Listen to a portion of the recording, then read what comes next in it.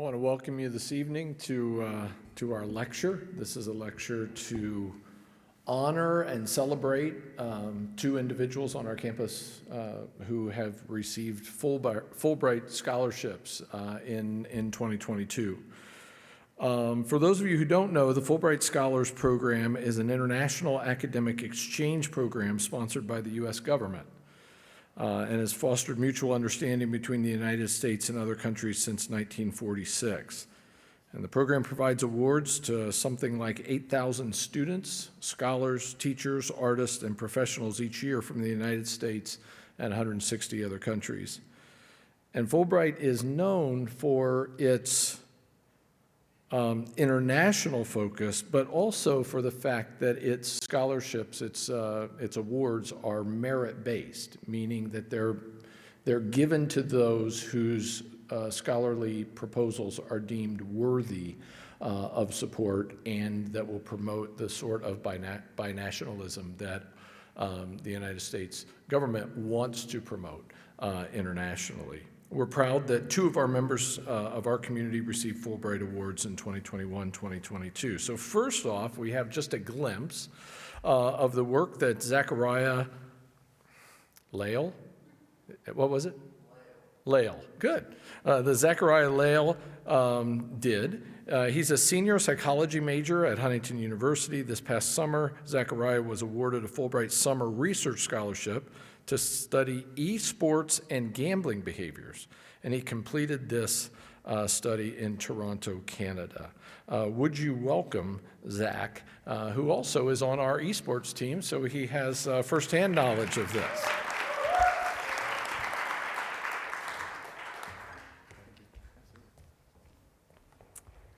Hello, everybody. As Kevin Miller taught in speech class, motion to the audience. Right as you're about to speak. Thank you, Dr. Fedders, for that introduction.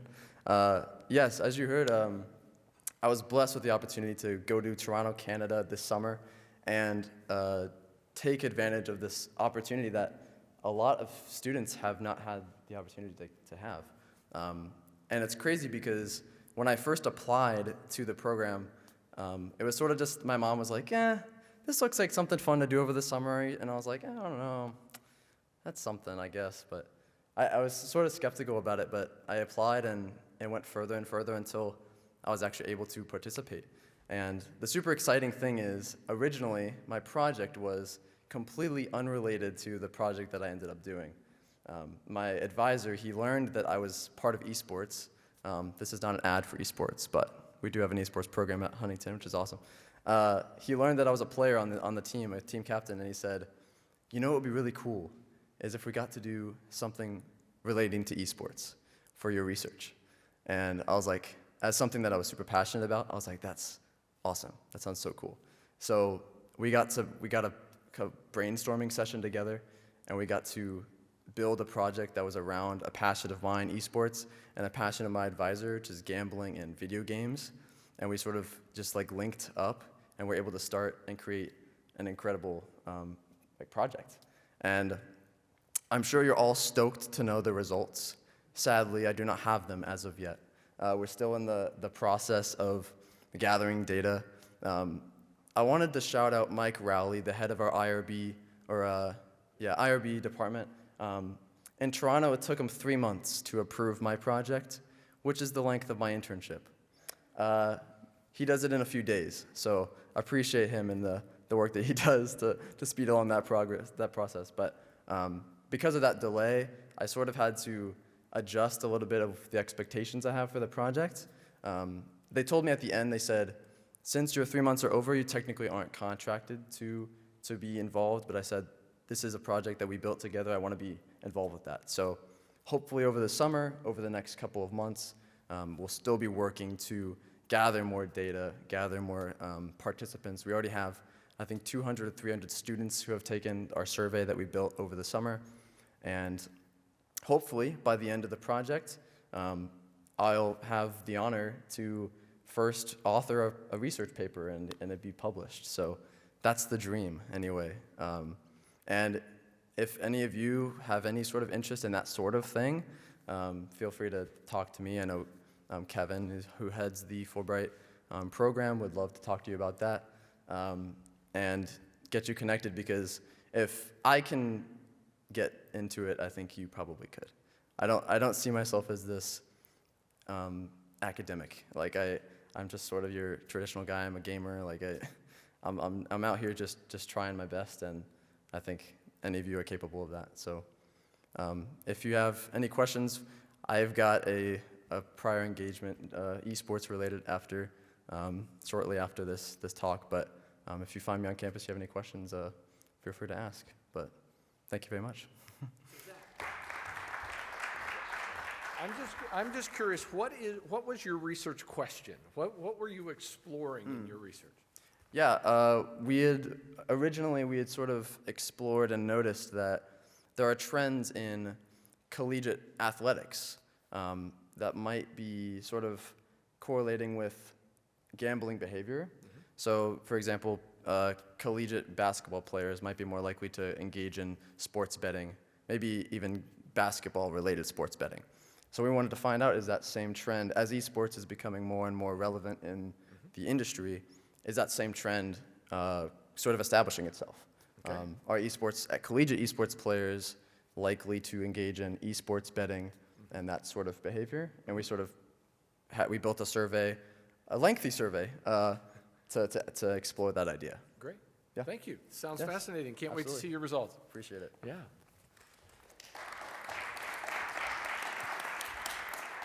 So Zach pointed out Dr. Kevin Drury over here.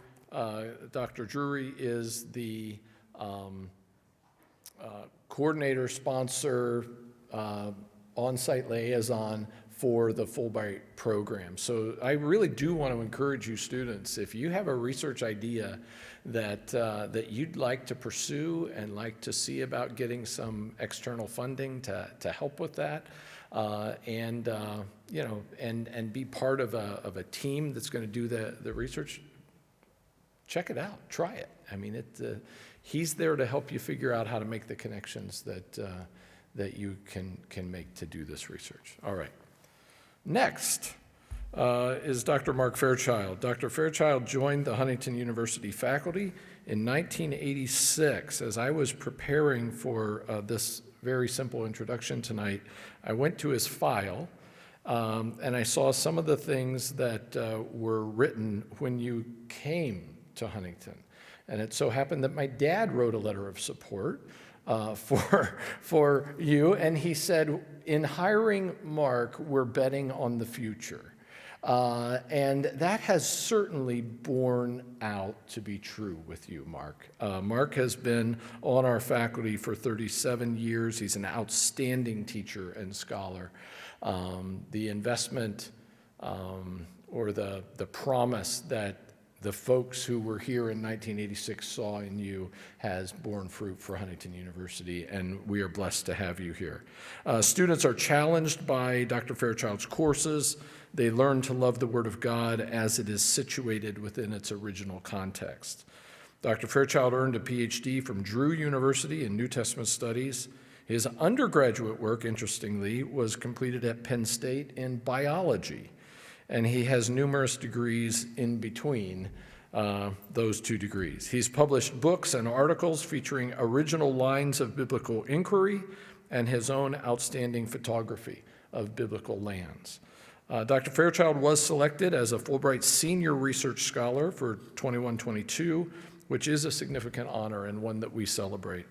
That work, which took him to an underwater basilica on the shore of ancient Nicea in Turkey, will be the focus of his presentation tonight. So please join me in welcoming a wonderful colleague, a brilliant scholar, and a lover of the Word of God to our platform this evening, Dr. Mark Fairchild. Thank you, Mark. Thank you, Luke. Congratulations to Zach. Are you still seated? There he is. Okay, I didn't know if he split already. And I want to also thank Noelle Keller, because she was the one who first brought up this idea and asked if I would be willing to share a little bit of what I had been doing with the Fulbright. And so we gathered together with Kevin, and Kevin was supportive of it as well. So I want to thank the two of them for doing a lot of legwork to organize this. And of course, I also want to thank Luke. Luke has been very supportive throughout this whole time. And so again, it's a privilege and an honor to be able to share with you this evening. As Luke mentioned, last year I was given a Fulbright Research Scholarship. And there are different kinds of Fulbright opportunities. There's student opportunities. There's also faculty exchange opportunities where you teach in other universities, kind of teach courses, things of that sort. And then you have research opportunities. Mine was a research grant that they had given me. But during the time that I was there, I also had opportunities, many opportunities, to share with some of the students in various universities across Turkey. I was primarily stationed at Uludağ University, which is in Bursa. Bursa is the fourth largest city in Turkey, so it's a big city, 2.5 million people. And Uludağ University is 70,000 students. So compare that with Huntington, quite a distinction. But again, I was able to collaborate with some outstanding scholars, and was a wonderful time, wonderful experience. I was there for 6 months, from the beginning of February until July, and I want to share a little bit of what I've been involved in. In the year 2014, aerial photography over Lake Iznik revealed the structure that you see on the screen. The authorities contacted Mustafa Şahin, who's the director of archaeology at Uludağ University, and asked him to investigate. The next year, in 2015, he began work at the underwater basilica. Just to give you some perspective, where is Iznik? And what are we talking about? This is a map of what is today Turkey. In the past, it was known as Anatolia. And I want to show you, if you go up into the northwest quadrant of Turkey, you can see up at the very top, you see the Black Sea. And then there's a water channel called the Bosphorus that cuts its way down through and into what is called the Propontis there. Actually, it's called the Sea of Marmara today. And that channel, the Bosphorus, was probably created by seismic activity. And then, of course, the Sea of Marmara empties into the Aegean Sea, which empties into the Mediterranean Sea. And then if you look at the Propontis, as it's on the map, that's the ancient term that was used there, you'll notice there's a small lake, and there you see Nicaea or Nicea, and that's where I was to do my research. Another map, you can see again to the north the Black Sea, you can see the Bosphorus, and then down at the very southern portion of the Bosphorus, that is the city of Istanbul. Istanbul is located on two continents. The left-hand side, of course, is Europe. The right-hand side is Asia, and it's a massive city, estimated between 17 million to 18 million people. There's a lot of refugees. If you have paid any attention to the news, refugees are pouring into Turkey from Syria, from Afghanistan, from Iraq, a few, of course, from Iran. And as a consequence, many of them are going to the big city. If you go then down to the lower right-hand corner, that body of water that you see is Lake Iznik. During the New Testament and during the Byzantine period, that was called Lake Ascania. Now, this shows seismic activity. Turkey, unfortunately, is located in an area where there is significant seismic activity. Along the north, running along the Black Sea, you can see in yellow, that is the North Anatolian Fault Line. And as you go to the west, you can see that the North Anatolian Fault Line breaks into three branches. The southernmost branch runs through Nicea, and this is probably the cause of the basilica being submerged. Of course, as you folks know, People don't build structures underwater, and as a consequence, over the last 1,700 years, the structure was submerged. I want to draw your attention also to the eastern part of Anatolia, and in the pink-purple line there, you see the Eastern Anatolian Fault. That is where the recent seismic activity has taken place. If you've looked at the news, there was a 7.8 earthquake followed by a 7.5 earthquake followed by a 6.4 earthquake. Those were separate earthquakes, not aftershocks, that completely devastated this area. The epicenter of the biggest earthquake is where you see the A for Anatolian, East Anatolian Fault line. Look at the A. That's where the epicenter was. Now, if you look at the lower branch, you'll notice that that fault line branches to the south further. And if you go to the furthest extension of the south of that branch, we have the ancient city of Antioch. That is where Acts of the Apostles with Paul and his missionary journeys. He took off from Antioch on all three of those missionary journeys. That city was one of the 5 largest cities in the Roman world during the first century. So it's a big city. This is where the Christians were first called Christians. This was the epicenter of the spread of Christianity during the first century in the Acts of the Apostles. Today, that city is called Antakya, and today the city is 400,000 people, and today it looks like this. Because of these earthquakes, 70% of the structures have been either flattened or damaged to such an extent that they have to be removed. It is incredible how much destruction has taken place. This is 90 miles from the epicenter. Over 46,000 people have been found under the rubble, deceased. And that number will grow. They still haven't cleared out all the rubble. You can see here that many people from across the world have sent rescue teams, and this is an individual with a rescue dog who can smell. And of course, many have been pulled out of the rubble, but it's too late now. There's no expectation that anybody else will be pulled out. Just to show you the power of earthquakes, this is part of that fault, part of the damage that has been done. I want to zoom in a little bit here. You can see that this is an olive grove. Over on the upper left-hand side was part of a road that went through the olive grove, and you can see the remainder of that road on the lower right. And if you'll notice, those dots in the upper part of the picture, those are people, just to give you some perspective as to how big this cut. A massive rift that was created by the earthquake. One of the reasons why the earthquake was so damaging and destructive is because it was shallow, and that contributed to the destruction. Okay, now let's return to the other side of Turkey, the northeast side of Turkey.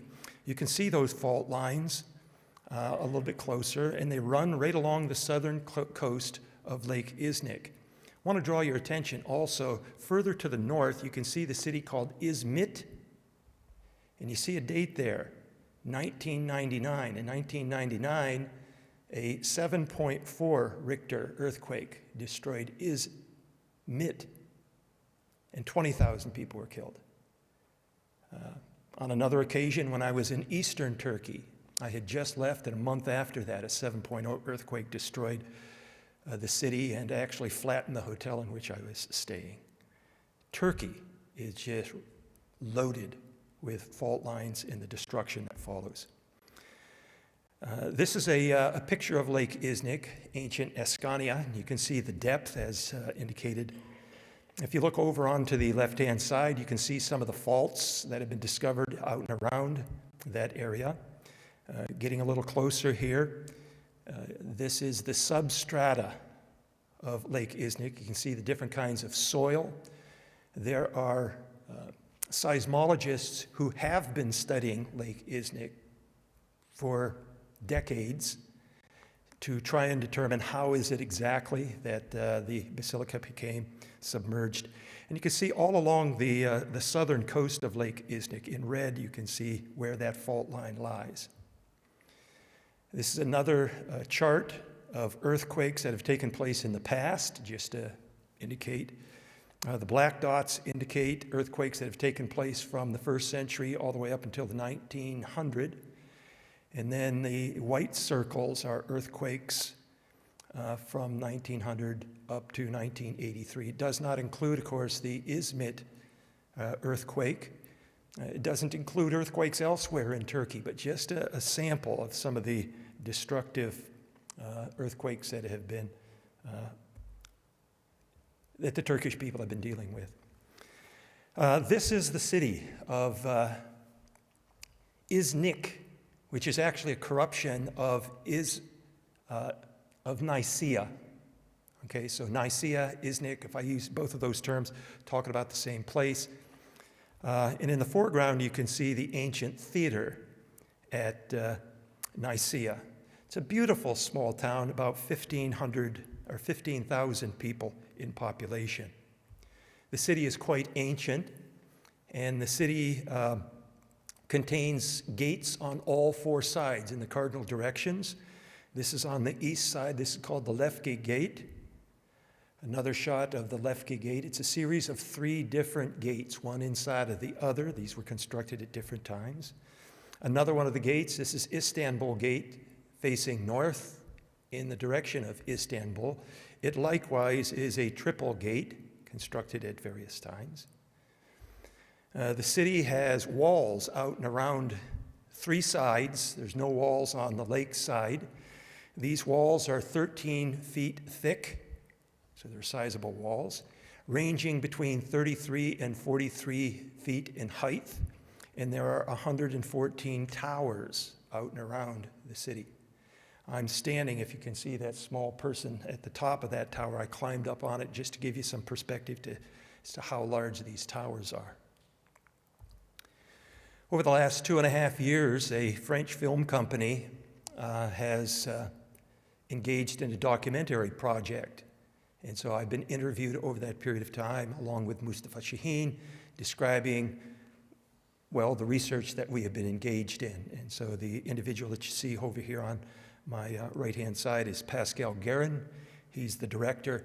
He's been directing and doing film for 30 years.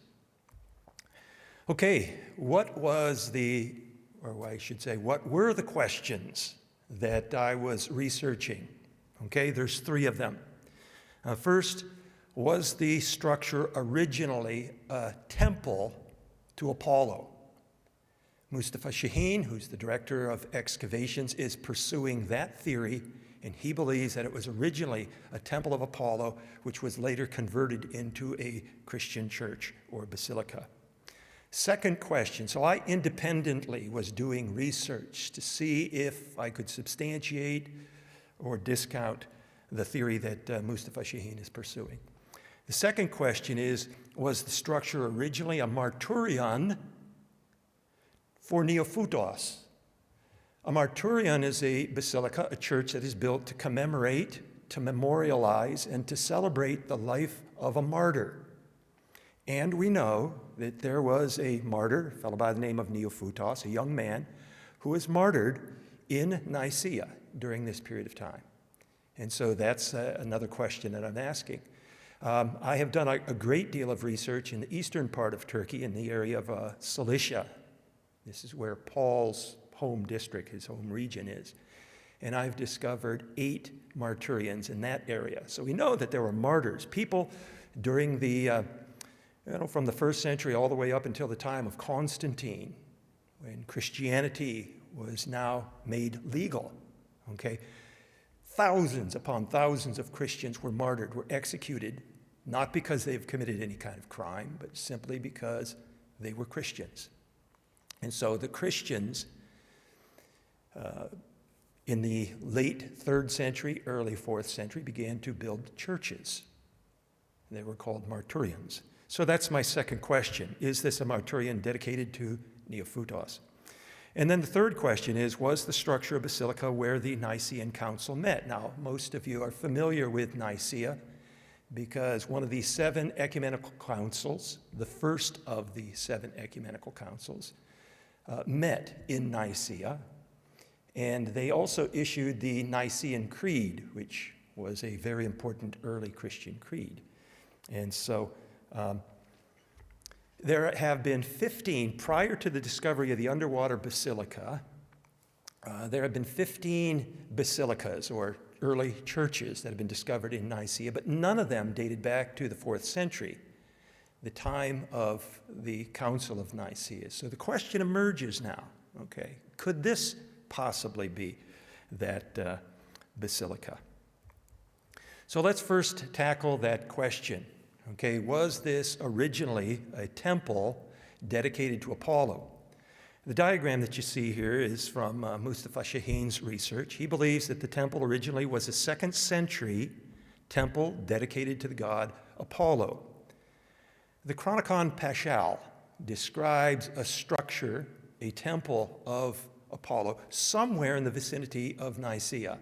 It doesn't designate where, it doesn't tell if it's north, west, well, it couldn't be west, it's water, okay, east or south.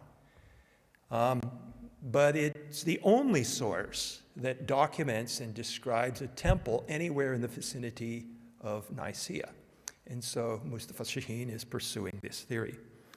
He suggests that the temple was a 6 by 11 colonnaded paraptal temple with 2 columns in antis in both the west side and the east side. The problem with that theory is he's never found a crepidoma. The crepidoma is a flat platform upon which set the columns and the temple itself. That's never been discovered, which raises some questions. Also, few columns have been found. There are 4 column fragments that have been discovered, which, if there were all these columns, where did they disappear? After Neophytos' execution, Mustafa Shaheen believes that his tomb was placed in the temple of Apollo. You can see this in yellow on the diagram. Now again, there's questions that I raise. Would Christians have one of their patron saints, one of their most important martyrs, buried in a pagan temple, an active pagan temple? Seems unlikely to me. And then flipping the coin around, would the priests and the people who are attendant to the temple of Apollo want or desire or permit a Christian who strenuously objected to paganism and polytheistic practices, would they allow a Christian to be buried in their temple? So again, I'm questioning whether or not the theory proposed by Professor Shaheen is correct. Continuing with Professor Shaheen's theory, he believes that in red you can see 2 walls that were constructed laterally along the length of the temple, and that would divide the temple into a central nave flanked by 2 aisles. At that time also there was a narthex that was constructed to the west, and then also an apse on the east side, along with a prosthesis and also a diaconion, which is where the tomb of Neophytos was located. Again, the problem with this is scholars who have researched the archaeology of temple conversions. Now, temples were converted into churches, but that didn't take place until the middle of the 5th century. The problem is this structure is securely dated to the 4th century. So if it's a conversion, this would be an anomaly. This would be the only conversion that took place as early as the 4th century. So that, again, seems quite unlikely. One other thing I want to point out is that if there's secondary construction, we can see seams where the secondary construction took place. There's going to be a straight seam, and also the construction techniques, the building materials and the manner of the construction would be a little bit different. So I took my drone and I flew it around the structure. I photographed the whole structure up close as I can. And I want you to look as close as you can. But you'll notice that the seam here, there is none. And you'll also notice that the construction, what is running laterally up against the wall is one of these interior walls. There is no seam there. And so the construction is interlaced with the outer wall, suggesting that the wall was built at the same time, I should say the inner wall was built at the same time as the outer wall. And this is true for the other seams out and around the structure. So again, I'm questioning whether or not this was originally an Apollo temple. It seems unlikely. And then finally, you'll notice in yellow scattered about on the diagram here, you have tombs. There are 36 tombs that have been found around the basilica and inside the basilica. As a matter of fact, it's kind of evenly divided. There are 18 of these tombs inside of the basilica. Again, that's very, very unusual because pagan temples do not have tombs in them. The deceased would defile the temple, and so none of the pagan temples that have been found anywhere throughout the Mediterranean world have tombs inside of them. But on the other hand, basilicas, Christian basilicas, commonly do have Christians that are buried inside and out and around the basilica. These are not my photographs. These are from Mustafa Shaheen and from his archaeologists. These are some of the tombs. These are what are called Capuchina tombs. They're made out of terracotta, not stone. They are tombs of peasants. These are people who don't have money. Okay? What they are is they're roofing tiles that they have laid over the body of the deceased. Again, you can see where these are located. They're located on the east side, inside the nave. And I also want you to pay attention to the fact that some of these tombs are also under the wall, suggesting that these tombs were in place when that wall was constructed. I'll get to that a little bit later.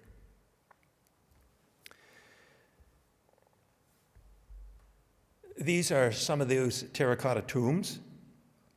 And as I mentioned, if this was a pagan temple, something fishy's going on here. This is a close-up shot of some of the tombs that are underneath the walls. And then also found in the tombs, some of the tombs were broken open, are skeletal remains. Carbon dating of these skeletal remains are to the 4th century.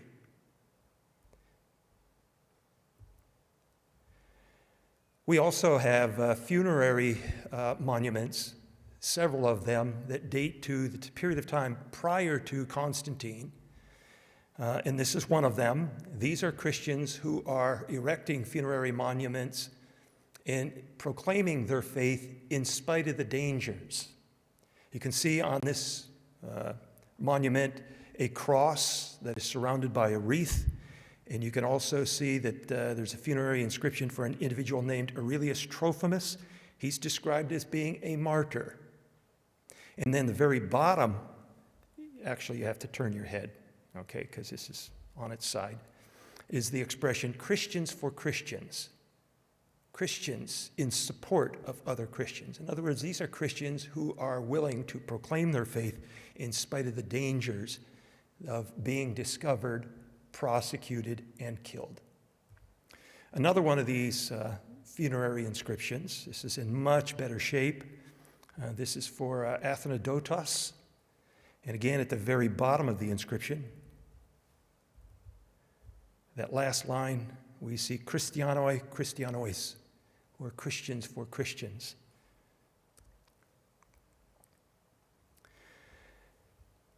As time progressed, the waters of Lake Ascania began to encroach upon the basilica. And as a consequence, there was a retaining wall that was constructed that you can see here to try and keep the waters away. Eventually, the waters were too much, And as a consequence, slowly the basilica was submerged. This is an up-close shot of the eastern portion of the basilica, and if you look over onto the right-hand side of the eastern section, you will see a small apse, and then within the small apse, you'll see a rectangular section where a sarcophagus is a tomb, once existed. Another shot, let me zoom in a little bit closer. The steel that you see here is support, because when the archaeologists were excavating this, they felt that they needed to support that, otherwise it's going to collapse. As the waters eventually submerged the structure, the sarcophagus of Neophutos was removed from this location and was taken to the Koimesis Church. Koimesis Church is a 7th century church that is elsewhere in Nicaea. The Koimesis Church, unfortunately, was destroyed in 1922. In 1922, this is the collapse of the Ottoman Empire, and then there was war between the Greeks and the Turks. The Turks pushed the Greeks out of Anatolia, and there's a lot of hard feelings as a consequence of that. So in Greece, there were several mosques that were destroyed. In retaliation, the Koimesis Church was utterly destroyed. So if you go to the Koimesis Church today, you can see part of the foundation, but not much remains. And it's quite a shame, because this is where the sarcophagus of Neophutos once existed. Okay, what do we know about Neophutos? There are manuscripts that are called menologion. Menologion are descriptions with an illustrated panel describing individuals who were martyred during this period of time. This menologion is located in the Walters Museum in Baltimore, and it describes in the panel the martyrdom of Neophutos in Nicaea. Our film company shipped me to the Vatican. They reserved the Vatican libraries because the Vatican also has an earlier manuscript than the one that's located in the Walters Museum. And they are very protective of these things. They wouldn't let me touch it. They come in with gloves on, masks on. They don't want me to breathe on the manuscript. But again, this is a manuscript describing the life and the martyrdom of Neophutos. This is a close-up shot that I took of the menologion. And then I also want you to pay attention to this illustrated panel. You can see Neophutos being slain, but what we see is different in this panel as opposed to the Walters manuscript, the Walters menologion, is that you see the blue down at the very bottom of the panel? That's water. We don't see water in the Walters menologion, but we do see it here. And this is, of course, evidence of the fact that Neophutos was slain, was martyred right there on the shores of Lake Iscania. This manuscript, of course, is earlier than the Walters manuscript, so it probably provides better testimony as to some of the details. You folks are familiar with Constantine. This is a statue of Constantine. In the year 313 AD, Constantine and Licinius, they were joint emperors at that time. They issued the Edict of Milan. The Edict of Milan was the edict that first made Christianity legal. And the Edict of Milan also returned property that previously had been seized to the Christians. And Christianity now began to thrive. Constantine, also in the year 325 AD, called together bishops, leaders of churches from across the Mediterranean world to Nicaea for the Council of Nicea. Now, the reason for that is there were disputes, theological disputes that were taking place during that period of time. And just as Constantine wanted to solidify the empire, he also wanted to solidify the faith that was now being embraced by the empire. He didn't want these different factions. He wanted to unify them. And so he calls together the Council of Nicea. One of the attendees of the Council of Nicea is Eusebius. Eusebius becomes one of our most important church historians. He wrote Ecclesiastical History, which is one of our primary documents to describe some of those early years of Christianity after the New Testament all the way up until the time of Constantine.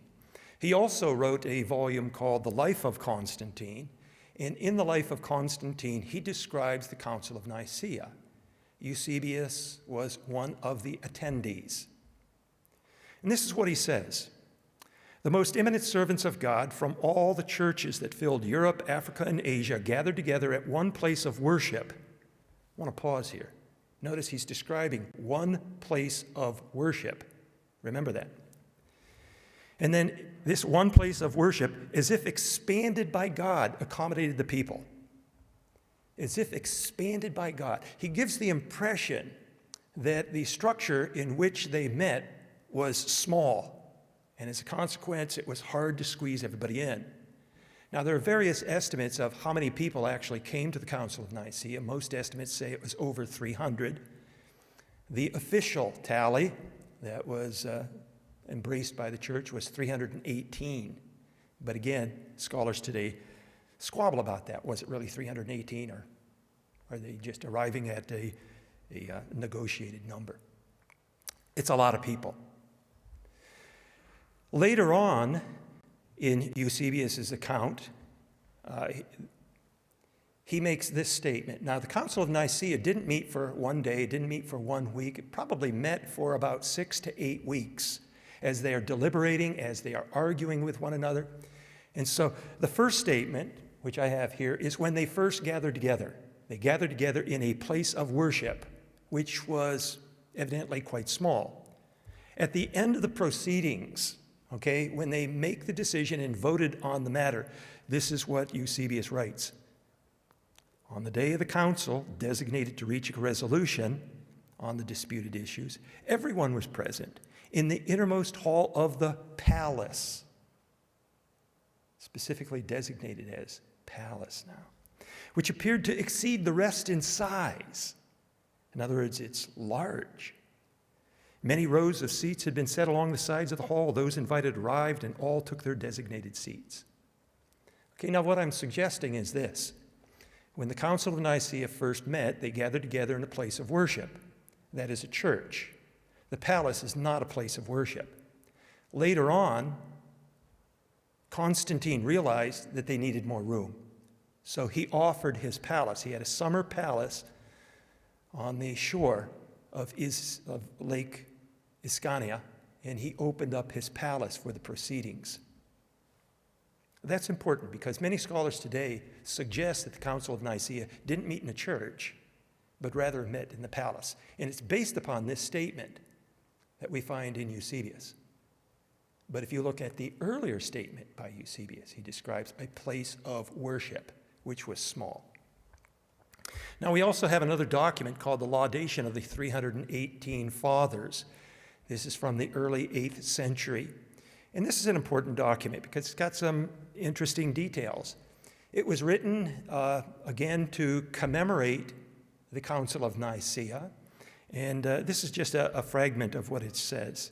"Having detached from the palace that is there a huge hall, the fairest part, as it were, of the imperial apartments, whose decorous beauty has been preserved to our days by the protection of the Holy Fathers, the mighty emperor assigned this hall like an offering of first fruits to the Holy Synod." So Constantine opened up his home, his palace, for the proceedings. And then he also has this interesting and puzzling statement. He talks about two of the participants at the Council of Nicea who passed away.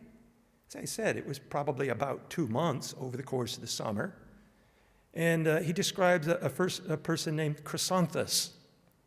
He was buried in the church of Nicea. And then he also describes Musonius. He too was buried in the church. I want to draw your attention to the fact that there are 18 tombs in the church that is submerged underwater.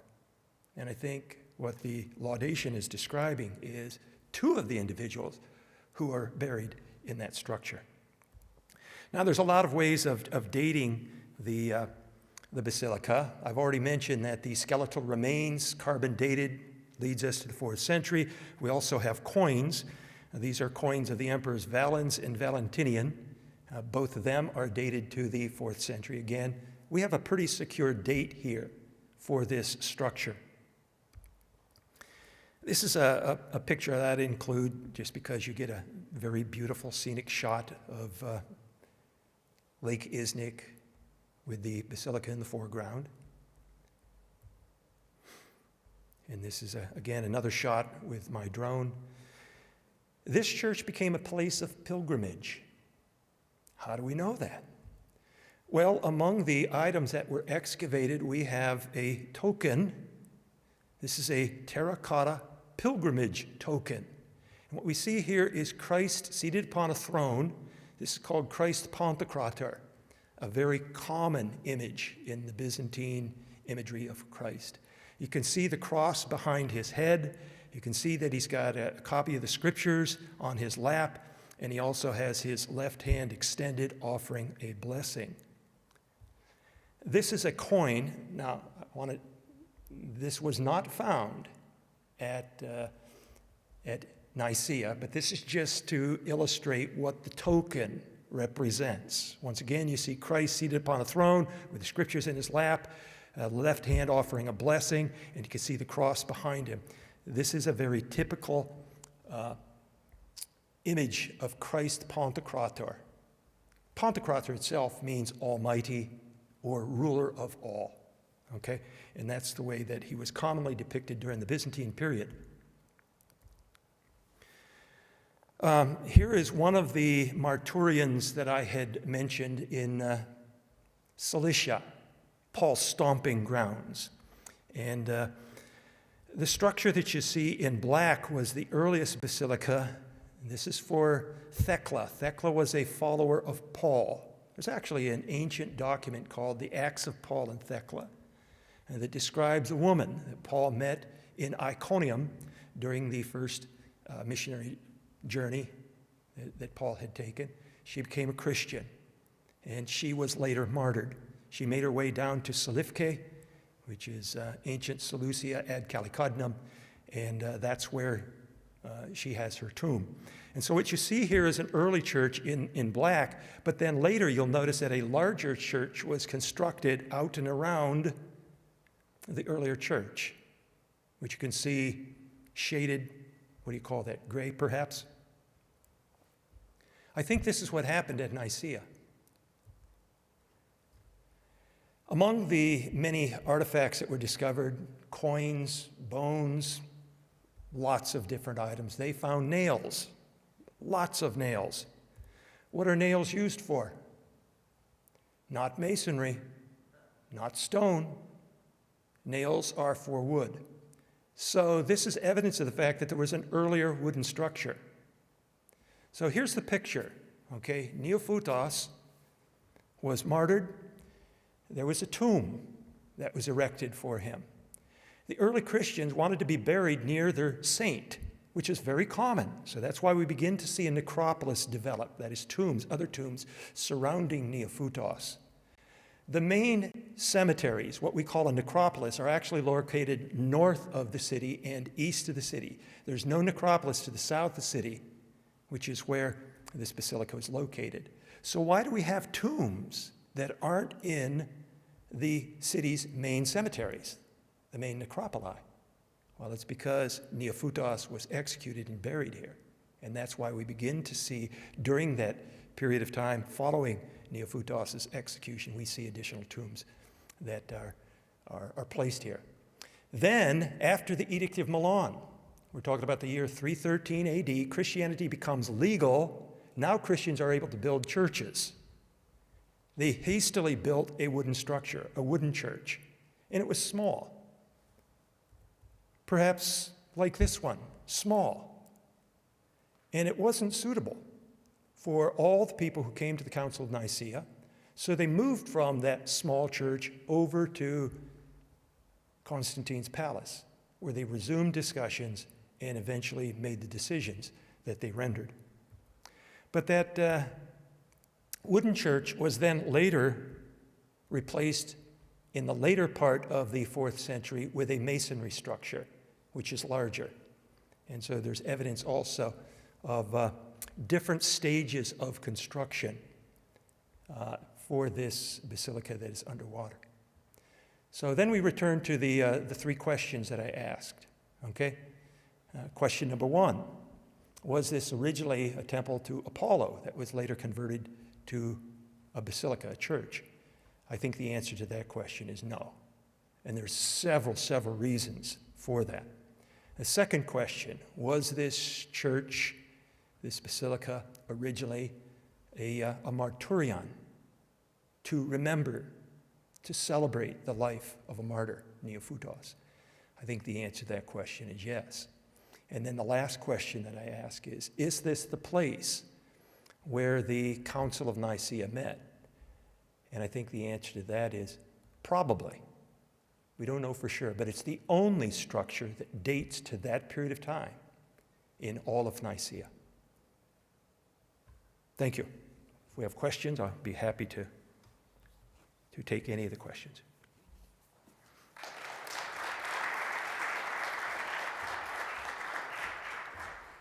I'm going to ask Dr. Drury if you'll grab a microphone and see if anyone in the audience has a question. And then I know that I'm going to have some questions if they come from the virtual audience that'll be coming to my phone. So is there a question from the audience related to what Dr. Fairchild has just shared?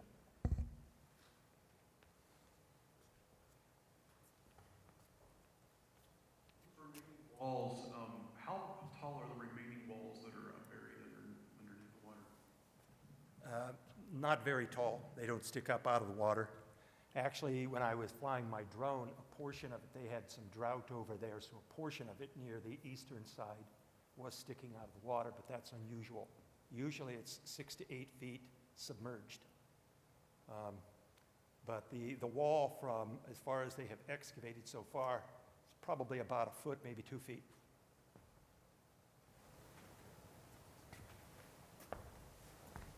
Other questions from the audience?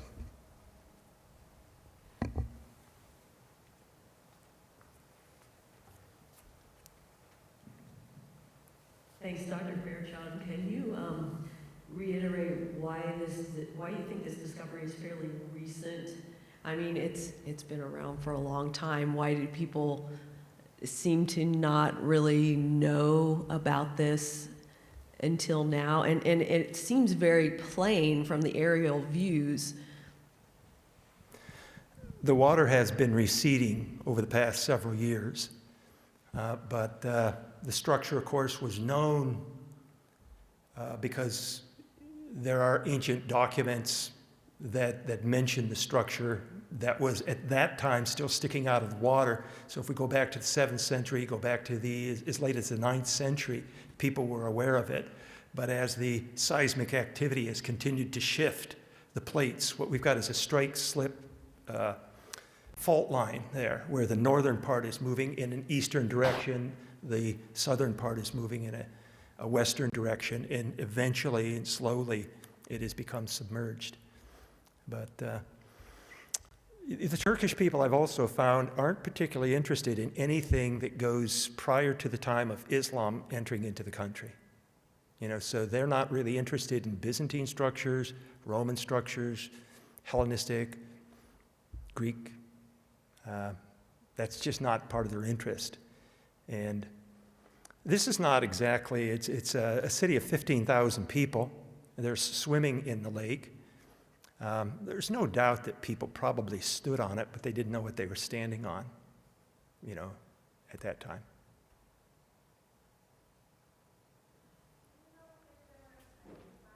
Can we go ahead and start again? We didn't hear the beginning. Yeah. Do you know if there was any remnants of potential glass found around, or glass shards that potentially? Yeah, small pieces of glass, but nothing really significant. There was a well, as you can look here on the left side of the the picture here. You see the rocks out and around the narthex there. There's the narthex, and then beyond the narthex, we have an atrium. And in the atrium there, you see rocks out and around it. That was probably a well. And I'm suggesting that was probably a columbium. And a columbium would be a place where holy water was distributed. And there were glass shards that were found around the columbium, or the well. Mustafa Shaheen is calling it a well, but I think it was serving a different function.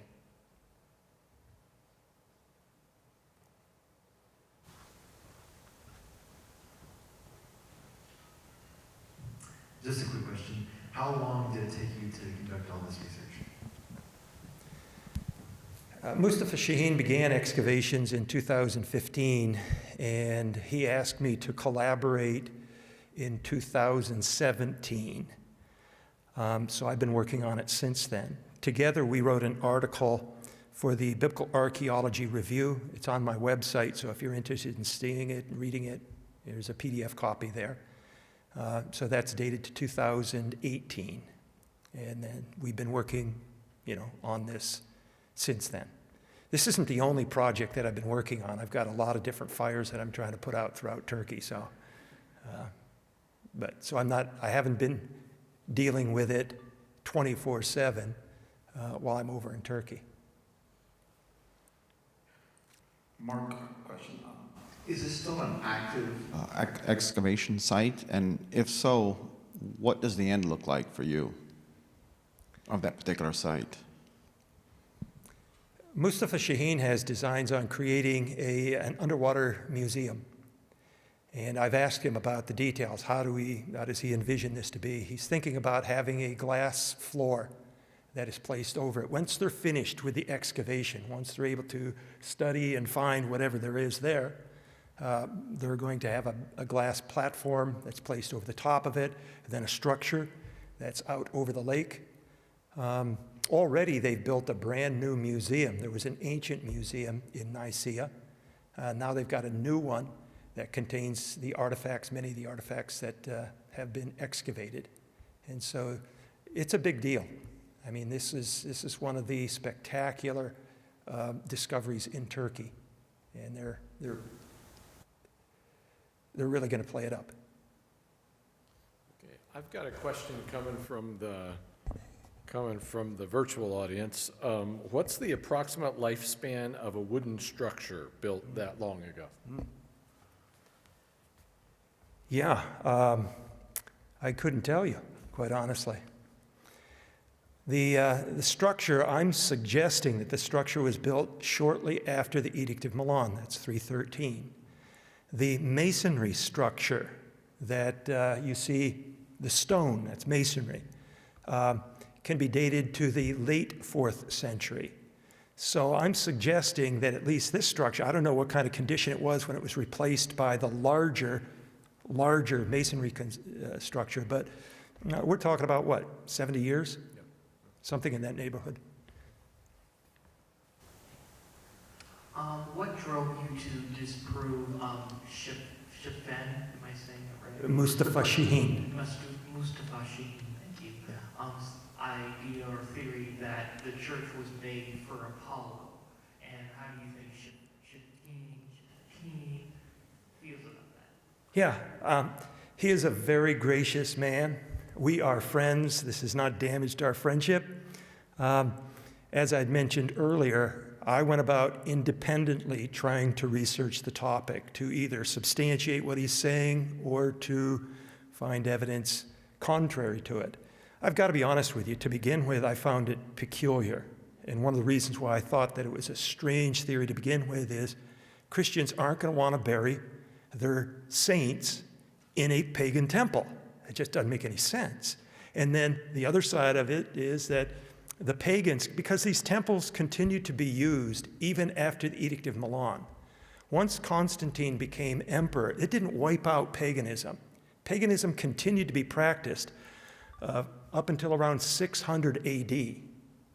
So almost 300 years after the Edict of Milan. So the Temple of Apollo wasn't abandoned at that time. Okay, it was continuing to function as a pagan temple.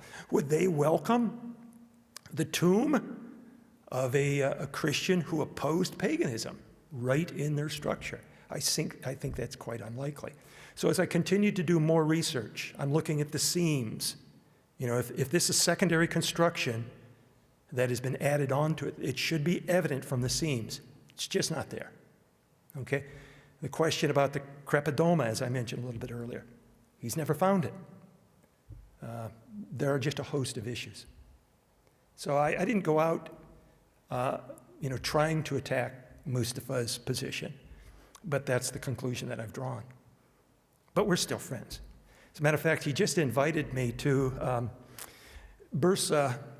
Bursa's a large city, and the municipality has asked me to be on one of their boards for tourism and the development of culture out and around faith tourism, not just Christianity, but also Judaism, the Islamic faith as well. They want to develop that, and so they asked me to be a part of that program.